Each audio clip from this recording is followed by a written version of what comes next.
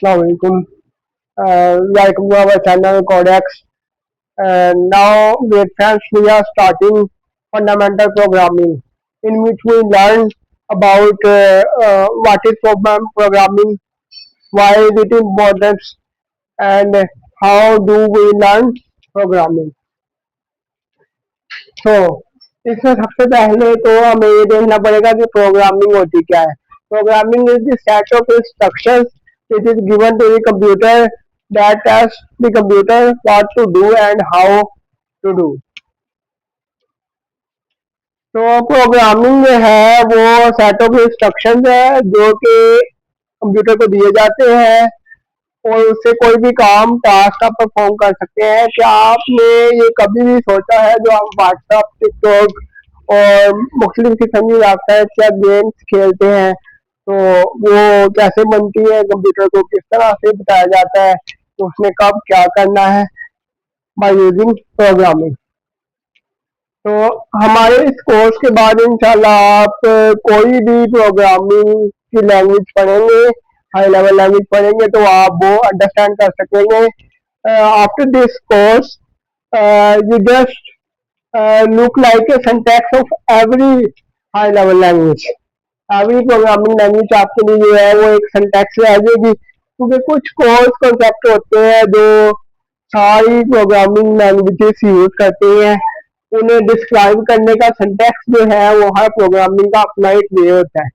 तो जब आपको उसके कंसेप्ट पता चल जाते हैं तो आप हर एक प्रोग्रामिंग लैंग्वेज को खुद ही समझ सकते हैं. तो इसमें सबसे पहले 5 कोर प्रोग्रामिंग कंसेप्ट है जो हर प्रोग्रामिंग लैंग्वेज यूज करती है. इसमें सबसे पहले जो है वेरिएबल्स है, एरेज है, इफ स्टेटमेंट है, लूप्स है एंड फंक्शन है. अब ये कोर्स उन लोगों के लिए भी है जो अपने बेसिक्स को जो है वो दोबारा से रिवाइज करना चाह रहे हैं. उन लोगों के लिए भी है जो बिल्कुल के बिगनर है या कोई भी जो है सॉफ्टवेयर इंडस्ट्री में जो है इन करना चाह रहा है उसके लिए भी ये बहुत ही बेनिफिशियल कोर्स साबित होगा. तो इनमें सबसे पहले तो है वेरिएबल्स.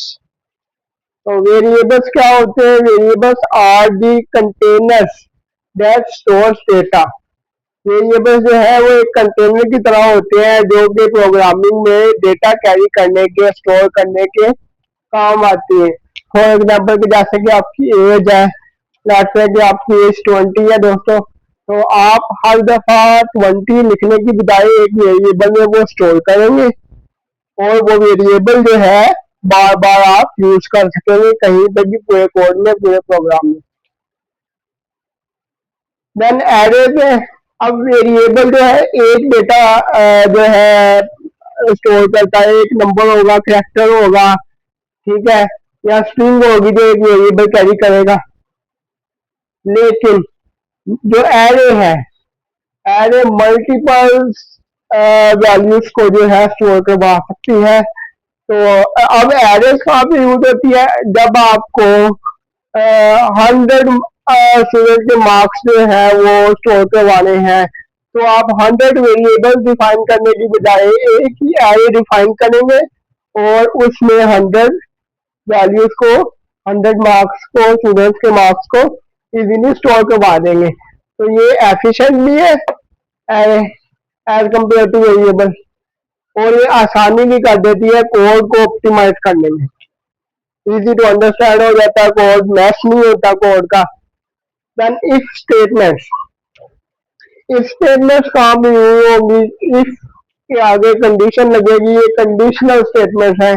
अब कुछ प्रोग्राम ऐसे होते हैं जहाँ पे डिसीजन करना होता है, तो डिसीजन मेकिंग के लिए हम इस स्टेटमेंट को यूज करते हैं every language, every programming language. तो फॉर एग्जाम्पल आपका रियल टाइम एग्जाम्पल अगर दे हम, तो आपने कभी किसी बड़े मॉल का विजिट किया होगा तो वहां पे आपने automatic door opening and closing देखे होंगे. तो वो किस तरह से सेंसर से डिटेक्ट करते हैं कि if an object is coming, open the door. If it is crossing the door, still open. If next one is coming, still open. If no one is coming, close the door. तो वो ये जो है या फिर अगर आपको आसानी के लिए अगर आपने पासवर्ड लगाया हुआ है अपने कंप्यूटर में या मोबाइल में, तो अगर आपने सही पासवर्ड दिया है तो लॉगिन हो जाएगा, वरना एरर आएगा। तो ये भी इस स्टेटमेंट को यूज करते हुए, कंडीशन को यूज करते हुए हम जो है कर सकते हैं प्रोग्रामिंग में। The next one is loops. Loops is the set of instructions repeatedly executed in a program. Let's say कि मैं आपको कहता हूं कि आपने जो है 1 लाख बार जो है पाकिस्तान को डिस्प्ले करवाना है, एक प्रोग्राम लिखे। तो अब आप 1 लाख दफा प्रिंट एफ तो नहीं लिखेंगे, 1 लाख दफा लिखेंगे तो फिर तो आपको बहुत टाइम लग जाएगा, टाइम कंज्यूमिंग भी है, इनएफिशिएंट भी है। तो आप एक लूप को यूज करेंगे, और चाहे अब आप लाख दफा करवा ले, चाहे आप 10 लाख दफा करवा ले, विद इन मिली सेकेंड्स ये लूप जो है आपका वर्क करेगा। Then functions. फंक्शंस क्या होते हैं?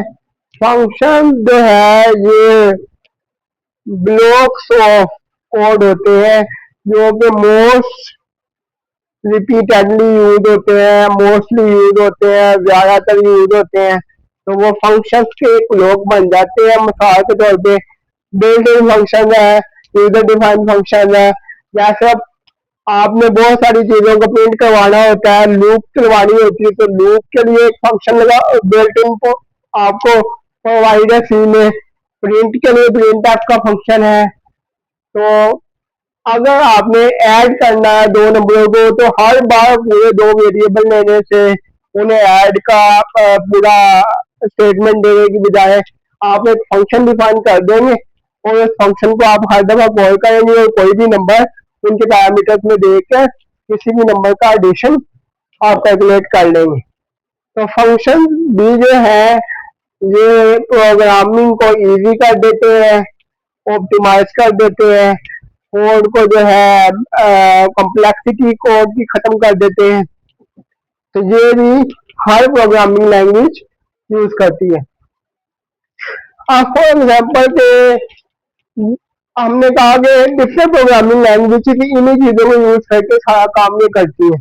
तो हमने एग्जाम्पल के लिए यहाँ पे पाइथन की एक लूप लिखी हुई है जो कि कह रही है कि फॉर आई इन रेंज 10, कि आई जब तक 10 है, आई जब तक 10 है ये लूप चलेगी। ये कंडीशन लग गई। आई की इनिशियल स्टेज क्या होगी? आई में शुरू में क्या है? 0। हर दफा इसमें क्या करे जाए आप? 0 से शुरू हो रही है तो हर दफा +1 करते जाए, हर दफा एक जमा करते जाए। तो हर दफा ये आप जब पहले आया तो हाँ जी 10 जब तक नहीं है, जब तक वो 10 है तब तक चलना है, 0 से शुरू हुआ है, और हर बार जब चला लो तो एक जमा कर दो। तो पहले आया जी हाँ जी आई में 10 है तो आई को प्रिंट कर दो, 10 प्रिंट हो जाएगा। देन फिर आया तो इधर से पहले ये ऐड करेगा, जब +1 कर देगा तो अब आई 1 हो गया। फिर आएगा 10 नहीं है, 10 में है 1, तो जो है वो फिर ये अब क्या आएगा? अब जो है 1 प्रिंट हो जाएगा, क्योंकि अब आई में 1 था, अगली बार 2 हो जाएगा, 3 हो जाएगा, अप टू 10 ये चलेंगे, प्रिंट होंगे।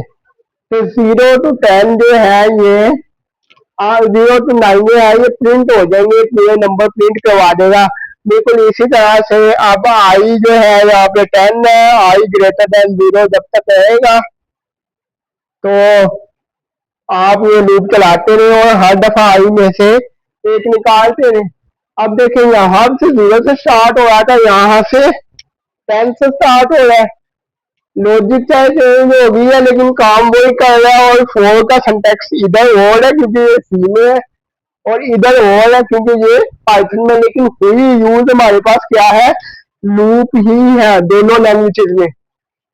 इसी तरह से जावास्क्रिप्ट है, या आपके पास पाइथन है, या सी है, C++ है, सभी अपना अपना सिंटैक्स यूज करते हैं। जैसे C++ जो है प्रिंट एफ की जगह पे वो कंसोल सी आउट यूज करेगा, सॉरी सी आउट यूज करेगा प्रिंट की जगह पे, प्रिंट एफ की जगह पे। सी जो है प्रिंट एफ यूज करता है, ये पाइथन जो है प्रिंट यूज करता है। तो उसके अलावा आखिरी बात ये है कि आप डिफरेंट लैंग्वेजेस कहाँ पे सुटेबल है। जो पाइथन है ये आपकी मशीन लर्निंग और आर्टिफिशियल इंटेलिजेंस के लिए ये वाली लैंग्वेज बैकएंड की जो है ज्यादा हमारे लिए मुफीद साबित होती है, क्योंकि इसमें बहुत सारी लाइब्रेरीज अवेलेबल होती है यूज करने के लिए।